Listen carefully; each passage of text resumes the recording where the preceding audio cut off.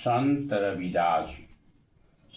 रविदास इतने बड़े संत थे जिसका बड़ाई किया जाए वो बहुत ही कम है। और देखिए खुद क्या रविदास मैंने बोलता है शेड्यूल का शेड्यूल टाइप, यही ये लोग होता है। बाकी रविदास इतना बड़ा संत कोई न हुआ न होगा। इसीलिए हम लोग बराबर बोलते हैं कि जात पात का कोई मतलब नहीं है।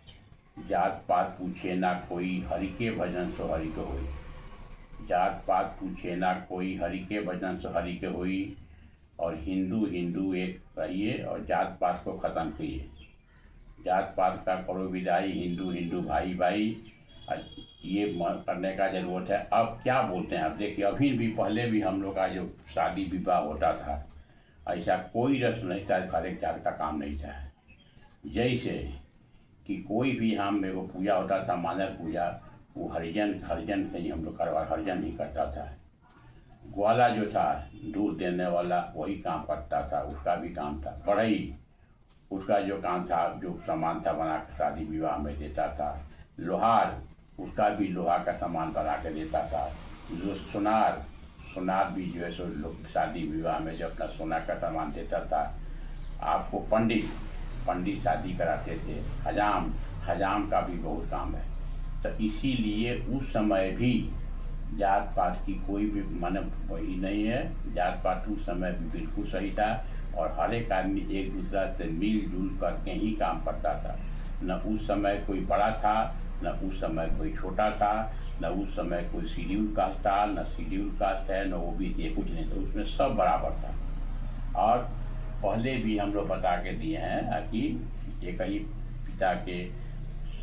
पिता के चार लड़के थे, वो कर्म के अनुसार बता दिया। जैसे जो पढ़ने में तेज था, जो थोड़ा पूजा पाठ करता था उसको बना दिया पंडित, जो लड़ने में तेज था उसको बना दिया छत्री, जो तौलने में तेज था उसको बना दिया वैश्य, और जो तौलने में कम था उसको बना दिया शूद्र। यही 4 कैटेगरी था। और वही जो है सो बाद में बढ़ के जो है मान ली कोई शूद्र है, फिर वो नाप तौल बढ़िया हो तो उसको बना दिया वैश्य। तो कहने का मतलब है कि उस समय भी जात पात की व्यवस्था नहीं थी। अभी भी हम लोग जो शादी कराते हैं किसी से नहीं पूछते हैं कौन जाते हैं, हम लोग खाली पूछते हैं गोत्र हम लोग पूछते हैं, कोई जात नहीं। देखिए कश्यप गोत्र का पासवान भी है, कश्यप गोत्र का हरिजन भी है, कश्यप गोत्र का पंडित भी है और कश्यप गोत्र का राजपूत भी है। इसलिए जात पात न उस समय था न जात पात। संत रविदास बनारस में थे। उस बार जो है सो पूरा बनारस के पंडित उनको मंदिर में लागू नहीं कर रहे थे। मंदिर में लागू नहीं कर रहे हैं, आप नहीं पूजा कर सकते हैं, नहीं करते हैं। काशी की बात बोलते हैं। तो वहाँ पर क्या हुआ, रविदास जी जो है सो वहाँ बाहर बैठ गए और बोले कि हे भगवान, अगर मैं आपसे पूरा आप विश्वास करते हैं, आस्था करते हैं तो आप हमारे पास चलाइए।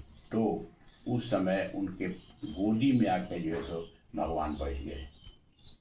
तब जो वहाँ के पंडित वाले से कितना जो है सब महान है कितना। इसीलिए हम बोलते हैं कि संत रविदास जैसा कोई महान हुआ नहीं और कोई होगा भी नहीं। इसीलिए हर एक आदमी को मिल के रहिए। अगर मिल के रहिएगा तो हर एक काम में सफलता मिलेगी और देश हम लोग का आगे बढ़ेगा। जय भारत, जय हिंदू।